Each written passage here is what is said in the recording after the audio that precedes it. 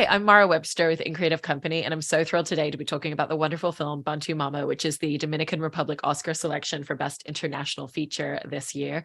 We are joined today by director and co-writer Ivan Herrera and co-writer and actor Clarisse Albrecht. And for both of you, I wanted to start by asking a little bit about the writing process, because I've heard you mention that part of it wasn't just about having the idea in terms of the narrative story and the characters, but narrowing down what ideas are really going to work in the film. And so as you were working on the script, what was that process of putting ideas down on paper, but then also in essence looking at, does this scene really work? Do we really need this moment? And narrowing down to the choices that would work on screen best? Yeah, it's really a process. We usually talk a lot about it, like all the time. Mm-hmm. We are a couple, so we have plenty of time to talk about what we want to write, and then do a first draft. We actually did a first draft that was terrible, but so necessary. and this is really narrowing down, because like the first one was full of scenes that I wanted to perform and scenes that Ivan wanted to film. And then from this terrible draft, we narrowed down to a good script with actually the story we wanted to tell. So it's really like the process, like a lot of talking and a first draft, but like to go in the way, like to move forward, because at some point you need something written. You cannot just only be conversation, and then narrowing down, and on the way understanding, okay, this is really what we want to tell. This is the story we want to tell. This is where we're going. And the other part of that is like we always talk about making a film that is possible to shoot. We know, sky's the limit. There's no limit for creativity, but actually you can be creative, but you need to be realistic. What do you have in your hands? What can you use to make your film, which is a very expensive industry, right? So we were like narrowing down the story, but at the same time, how can we shoot this? How can we make this film with the finances we have for it? So that's also a very important part, that people might think, you just write and then figure it out. I think it's good to write figuring out how you're going to do it, if you want to do it, because then you'll have a script sitting there for years and years and time passing by. So we wanted to make a film that's possible to shoot. I think that's such a great point, is that you make there about thinking about how you're going to film something. And within the story, the barrio where Emma, the central character, ends up with these three kids is such a character in of itself. There's such vibrancy and charisma to the spaces and locations and the way that you've shot it with the camera. And so did you have a sense already, location wise, as you were writing the script, about where you wanted that location to be and how you wanted to go into filming it so that it could enhance the idea and the way that you were telling the story? Totally. Starting with France, Clarisse, she lives in the outskirts of Paris. We usually go there. So we know Paris, but we also know the outskirts of it. And we knew that the person, the character, was coming from not central Paris, but from the suburbs. And seeing those buildings, knowing those places, we already started to, the character goes in the bus and she lives in those buildings. So we started to build that world. And then in Capotillo, or in the barrio in Santo Domingo, it's a place that I know pretty well. I actually grew up surfing and I was going to a hood pretty much like that. This one has a river, which is Capotillo has a river, but the one that I grew up going surfing have the beach. So I was interacting a lot with the community there.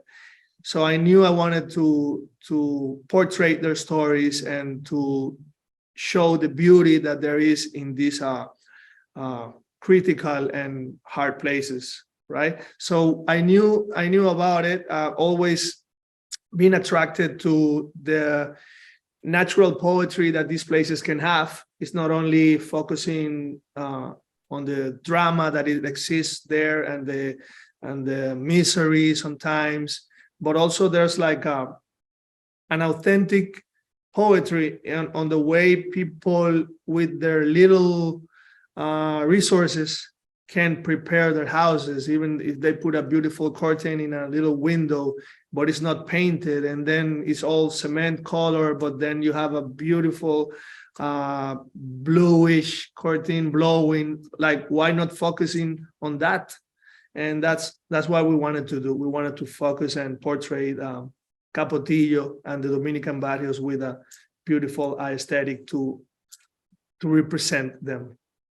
I love that. And going back to something that you were saying earlier, Clarisse, about that initial draft and the idea of scenes that you wanted to play within this character, I was interested in your character development process for playing this role in the film, you know, with the fact that you knew exactly where you were going to be filming certain locations, you'd been working on the script. And so in essence, really just living and breathing this character in a very specific way for so long before you even stepped into the physical embodiment of who she is.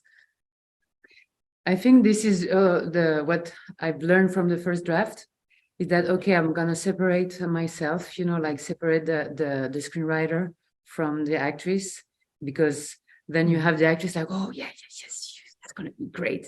So it's like, okay, let's focus on writing a good story, and then you will work on the acting. I was more thinking about the type of acting we wanted, like the type of acting I like, Ivan like the feel, the kind of performance we wanted for the film. So this is more what I had, because also the character discovers everything,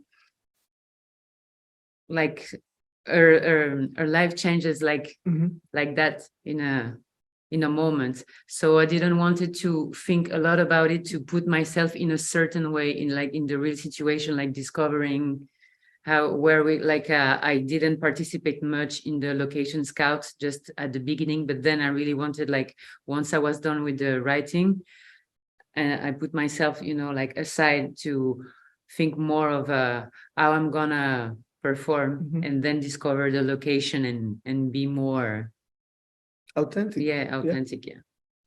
I love that. And Ivan, I've heard you mention that one of the challenges as a filmmaker for this that you knew going into it was the idea of working with first-time actors with some of the kids in the film. And so I was interested in how you workshopped their characters with them, the idea of performance, and in essence, you know, introduce them to the world of filmmaking and performing in this way for camera. Yeah, so many different techniques that you have to go through. You come with an idea of like, yeah, they did a great job in City of God, I'm going to do the same, you know, like, and then you start to figure out like, I need a year or a lifetime to make this happen. And then you just start to discover what's the best way to communicate. And also you need to help them a lot. We found these kids from workshops that were provided by the government in these neighborhoods. And we were there visiting with a friend that is one of the teachers. So just that we can look at the kids and see who have that spark and who can we identify that we want to work with for multiple reasons.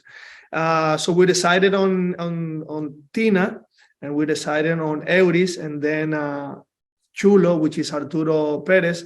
I knew him from some of my friends in the urban music world, and we decided to work with them. We really didn't have much time, but we knew that we were going to support them, that we were going to find our ways.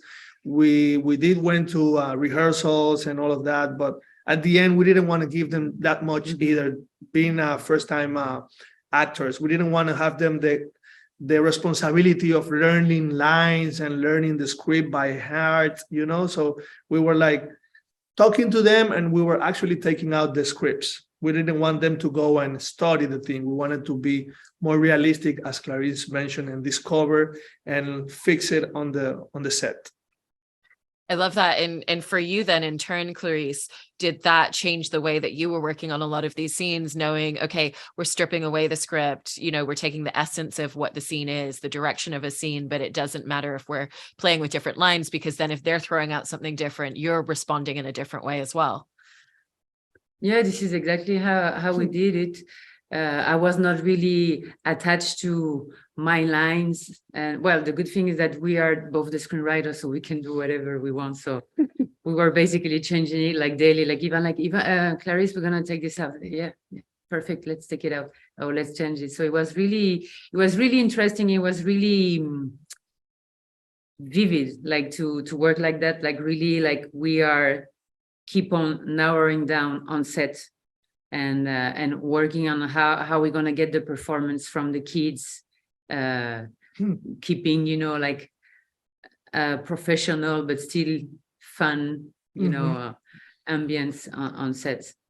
Sometimes you let them be, but sometimes you have to manipulate them. So just to make it even, just to make it like it looks like they're playing the same role. They did a great job, but yes, you need to use multiple techniques. Yeah, no, that absolutely makes sense. And it's so beautiful to watch the version of kind of maternal care that starts to exist with Emma and the three of them throughout the film. And so both in the writing of the script and then when you were filming with the performers, with these kids on set, how did you kind of find what are these really small intimate moments or movements or ways that they even just sometimes quietly sit in a room with each other that really speak to that growing dynamic and that very paternal bond that ends up existing? It was actually really really natural because we are kids and I'm also a mom and I'm a stepmom as well, so it was kind of it was the easiest, like managing, like achieving to have that with the kids. It was really the easiest, those moments of intimacy, because it was really like it was really tender and natural. So yeah, that was really natural and it just flowed. Yeah. And how many of the specific kind of actions or details were things that you had come up with the idea for in the script versus what you just found very organically all together on set? Tina, sí, like for example, when we went to see the kids, we went basically to see the character that Scarlett plays, Tina, was a boy. In the script. Yeah, in the script. And when we saw Tina, we were like, okay, that's her. Let's go back. Yeah, we go back, we're going to change that. And this character is going to be a boy, and actually makes more, it's a girl, and it makes more sense. We were even like I can't believe we didn't thought about it like right away. It happens many things like that we find the story along the way still. I love that. And Ivan, I also wanted to ask about how you came up with the idea of how you wanted to use the camera to tell this story, because it's very much told through the lens of Emma as a character. But then once she ends up in this environment with these kids, it really starts to expand the viewpoint and we start to really see the world from their perspective as well. I'm a still photographer as well. I like street photography. I like documentary photography, and I usually shoot with a 50 millimeter attached to my camera. I rarely change the lens for many years. So the 50 mil resembles more like the focus of the human eye. And we decided to shoot the film with only one lens as well. It was anamorphic 60 millimeters, and just to emulate a little bit that photography that I'm used to, the way that I see the world, the way that I interpret humanity and my surroundings. So we decided to shoot the film with that lens. And if the spaces are tight, we didn't want to show them wide, but also when you take the camera outside of the house or the apartment, there's a wider world out there, with many landscapes and urban landscapes as well. So it was a decision to try to keep the human eye watching the film. Yeah. And for you, Clarisse, off the back of that, what was your relationship with the camera as you were filming? Was it helpful to be aware of the intimacy and the way that Ivan was moving around you and your performance? Or was it something where, you know, you were just kind of going in very organically to the performance and knowing and trusting that he would capture whatever you were giving? That's exactly that. Really, this is really something I had no doubt about, that the aesthetic is gonna look good. I'm a fan of his pictures, obviously, and it was really organic. I don't remember really like the camera. I mean, obviously, I know it was there, but it was not technical. You know, it was really, we were really free. I don't have, you know, it's like, oh, you have this mark, you cannot move. It's like you were really free to be natural, to act, to improvise, to change maybe what you're supposed to film. So I was really confident with this and feeling really, really free about it. And it was really organic. Yeah, totally. That's the ambience we wanted to create. Very, you know, calling for action, very on a very it was like, you know, it was next room with the video assist here, and you just called for action very on a low tone. It was very easy, and I really, when she mentioned I don't remember the camera, that makes me feel like, you know, I think we did it. Really. We achieved not to have like a normal format of shooting where everything is very restricted. We wanted the noise of the outside. It's not about like silence everywhere. No, let it be, you know. And then of course the sound guys were going crazy. How are we going to edit this? But it's like, we'll see. Let's just capture the way it is right now. So I'm very happy that we got to do the film in that way. I love hearing that. And you were both talking earlier about the importance in writing a story that you felt like you could logistically tell on screen as well. And one of the more complex moments is the moment where Emma has been detained. She's in the back of the car with handcuffs, and then obviously out of nowhere there gets into an accident, and then her even just coming out of the vehicle on the other side. And so from both of you, I was just interested in hearing a little bit more about how a scene like that's so pivotal to the narrative trajectory of this character, kind of how you conceptualized it, and then how you approached figuring out a lot of the logistical elements, but also at the end of the day, it's a moment that's just telling us more about this character. I'll tell you a little bit about shooting in the Dominican Republic. It is true that there have been many filmings from foreign productions coming to the DR in the past 10 years. So the technical crew and the staff there have been really learned from many experts, from many big films. And at the end, they are like your friends. So when you start to think, okay, I want to make an accident, maybe I don't have the funds to make it like a big accident, with stunts and everything like that. How can we do it? And then we conceptualize to having this as life, unexpected, and then play with sounds. And we storyboarded. I think it was the only sequence we did storyboard it because we knew we wanted to do so. We just discussed it with our DP, with our effects guy, and they came with all the learnings from other projects, and we bring it into this little scene that actually pivot the story, as you mentioned. And yeah, we like it as well when we see people like because it's very unexpected. So that's the scene we always check. We always when we are in an audience and they're watching the film and we know that the accident is coming, we really turn around to see the audience to see if they jump or if they're doing something, and there's always a reaction. And when you get that reaction, you go like, yes, it worked. So just being creative and try to do it with possible means that you have in your hands.